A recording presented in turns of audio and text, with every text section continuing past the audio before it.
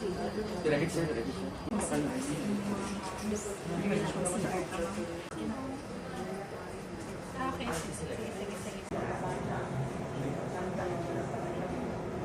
Sila.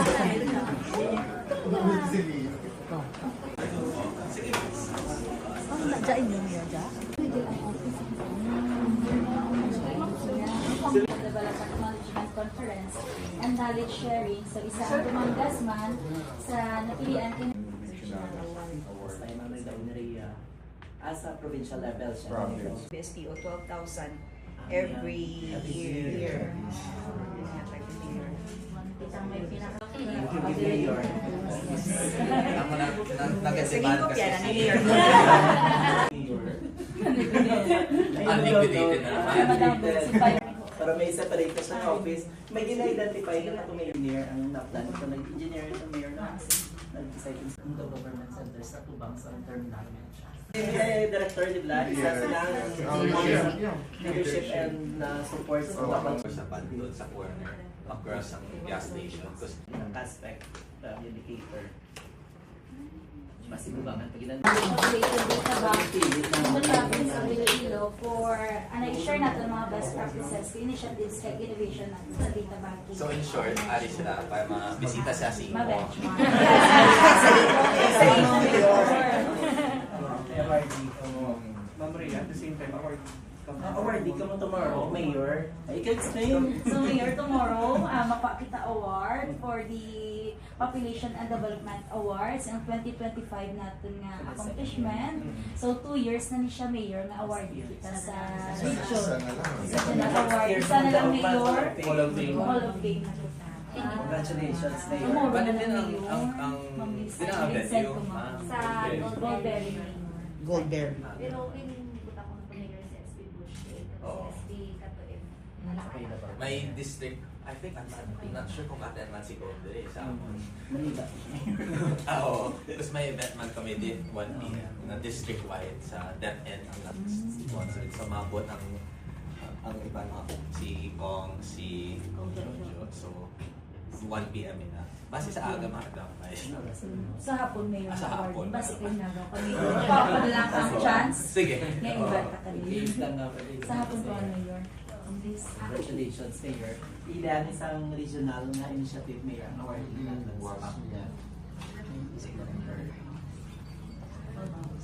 Din ang inyong venue sa conference, RD. so that municipality of Dumandras for your valuable support extended to us during our knowledge sharing activity. It is signed by our regional director, Harold Alfred.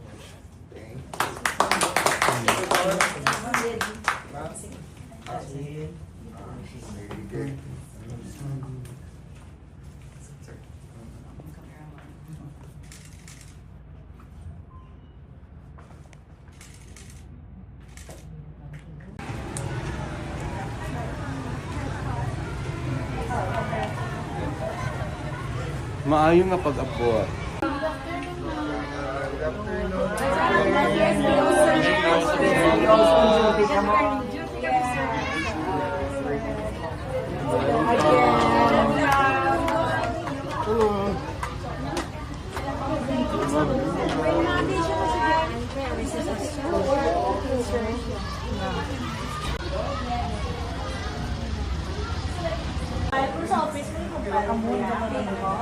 Per barangay naman siya nakapag-date sa municipality.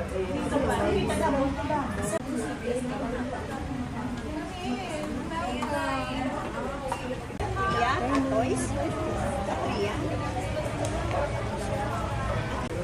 30. Wala si Maria? So 30. Sakto 30. Okay, sige. 1, 2. Si Pete. Sa office nila. Ilan ako din ito? Pag sila ang duwa. Represent ka pala rin? Alagan sa presentation. Ay, presentation! Ipaso.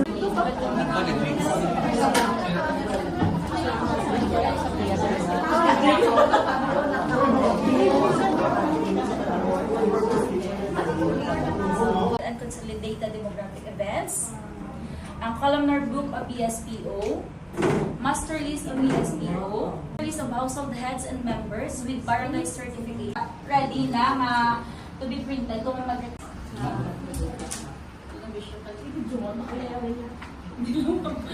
So, good afternoon everyone. Dito na ako mag-isa-isa. Welcome sa Dumangas. So, i-present namin. I am proud to present sa inyo ang Dumangas Data Banking and Management. So, sa liwat, ako si Rhea Jean Diaz Calibar, Population Program Officer 1, assigned Provincial Population Office dito sa Dumangas. So, pasalamat dito kay Sir nga tanan nga programs namon. So, suportado niya. Sige, Sir. Nakita, since we're calling it population and development, we're trying to see the interrelationship of population to development sa pamilya, migration patterns, fertility rates, nutrition patterns versus ano mga available resources, some LGU to help provide for these specific demographics. So, interesting sa mga resulta, something probably that they were not expecting. So, if you warrant it, Mayor, we can show the PAVIA Population and Development profile for Dumangas for your vetting, and if you want to do the same also for Dumangas and see what is the population and development interrelationships ng LGU, we can do that also. So, ang other agencies naman, like sa DOH, did they work? Yeah, we nagahulang kami sa ilang mga data on maternal mortality, crude birth rates, crude death rates, nutrition sa National Nutrition Council, ang nutrition incidents, sabi stunting, wasting, obesity. Ang wala lang naman makuha is HIV/AIDS, mga sexually transmitted infections, mga wala na siya, wala namon. Then sa like PSA, they have mayara sila sa mga poverty incidents, poverty thresholds specific sa PAVIA, so we can actually see kung kung nag-jutay manggid bata mo, ga-improve manggid lang nutritional status sang imo kabataan. Corresponds. By correlation pala, are you sending them to better education or better schools compared sa ulang, mamuha mo na siya. So we can do, for development planning purposes, That system RD was incorporated this year. Last year Last pa, year. we really want to play with the data, whether, and because we saw nga may mga kulang pagdali, we can further recommend na mo paginili nga data ang kinahanglan naton for local government to properly really address ang mga issues and challenges. The demographics will definitely help RD in terms Yeah. of, so we're more guided. Yeah, I'll course it through sa Provincial Population Office. So, ang nag-signify na nga daan, Mayor, was, I do believe it was Saraga and Lambunaw. Was it Lambunaw? And now probably Dumangas na. So, we will train man ang provincial staff kay Basil na magdungan 42, 43 kabanwa. So, i-train sila. So, may multiplier effect. So, they can also train ang ilang ng mga local, ng mga population officers dito sa mga LGUs natin. Amot ang output sang aton ang ginpakita agina sa diri na dita na nagangin sa population data bank. Next, for the data utilization, so provision of population data, hatag natin kag na-provide. And sino nagagamit sa ating mga data? So government, private organizations, and individuals. Next. Kasabit diri sa office ang data, ang BSP, Municipal Health Office.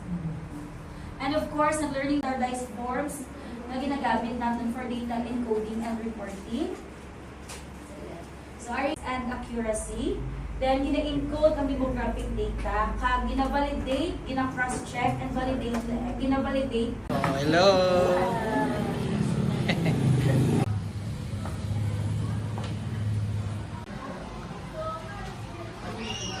Takaran. Mo man po number ko. Ay, pinto ko. Tawang tatokaran. Follicle. And never fails.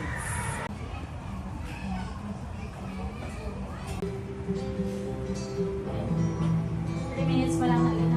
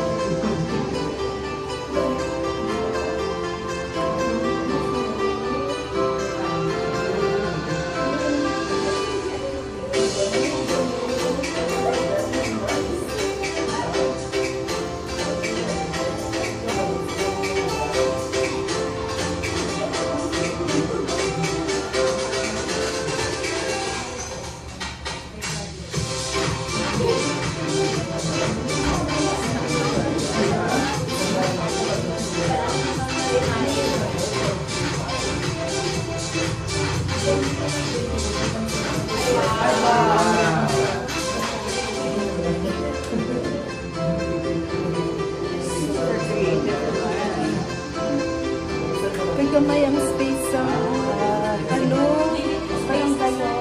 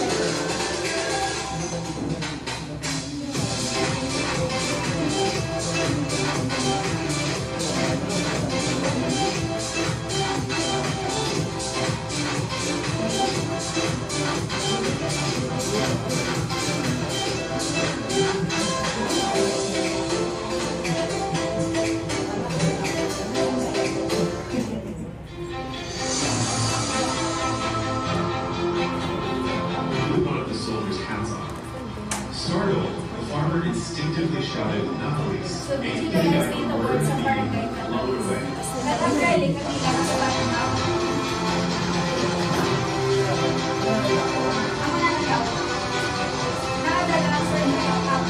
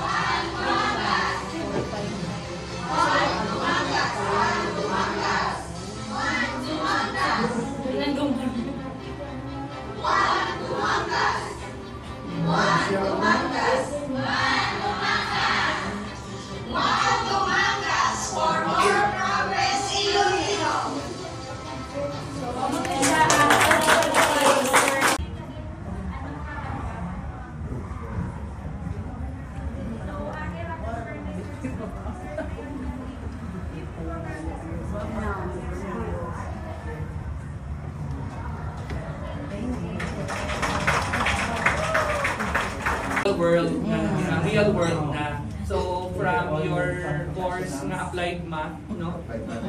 You see numbers, so any words na ano yung mga realizations lang. Ang wala sa principal, ano pihanay? When short, ano? Run for loud, din sila nga answer mo.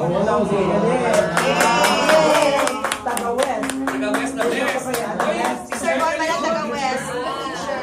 Teacher. Anything and insight. Sumunod sa ulo mo Ang ginaubra na ito sa CPD, nakita yun ang reality deliverance. Ang practical application. Kasi since ang obra naman sa CPD ni Sir Justice, analyzing data.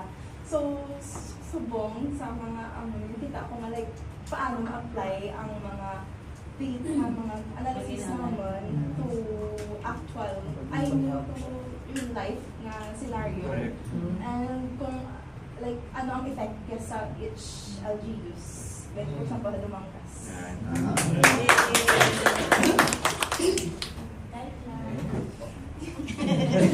Obvious environment.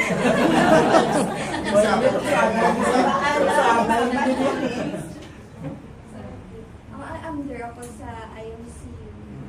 Information management. So, malapit ako mag-analyze data, but nagkakuan siya sa RPD database. So, nag-connect na ko sir. And makita mo din sir na every LG user, ina-apply nila ang mga daw implications. From numbers to human life. And congratulations, Kid, Lumangkas, and of course, the PPO dito. We learned a lot. Take note, Kuya. And sige, and I also would like to extend manyang thank you natin sa CPD6 for leading this. This is really one very important nga aspect that you expose us on how the actual nga implementation of the population program at the grassroots level. So this is the parang deep dive kita in the implementation, which opened up our vision, no, kung paano man. We will also have some of the implementations namon, but realizing sa mga best practices, kita namon kung ano pa ang dapat namon nga tinguhaon. And that inspires us to do more, no, and namigid, and we request na lang niya ma'am, ginoto gid yung prior. Sige lang sir, we will look into it and thinking man niya, kambasi man maka-benchmark man niya yung mga local namon, yung Federation of the BSPOs, the MPOs here, no? Kag sa PPO, kaya kung i-share yung bagay na mag-trigan bala kami. Kaya parang ara kami kung mga kunukod sa mga maglulutod bala mangkod sa implementation of the program. So really, we appreciate this. Thank you, Ma'am Grace. And of course, To suggest with the vetting na attorney na i-document na tanan, i-present ni Nakon nimo sa next meeting sa August. Pero online kay Tigaba, for online. Ayun, if we can document this even better, i-propose na ako na muli nga itong patalo sa International Conference on Traffic Planning. Barcelona, Spain.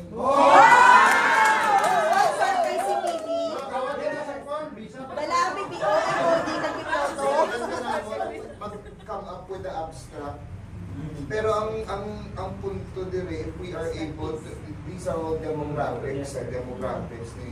Remember ang 4 boxes natin, may processes, outcome, development. So kinahanglan may ari man sa development ng processes and outcome ng mga data like employment, education, peace and order,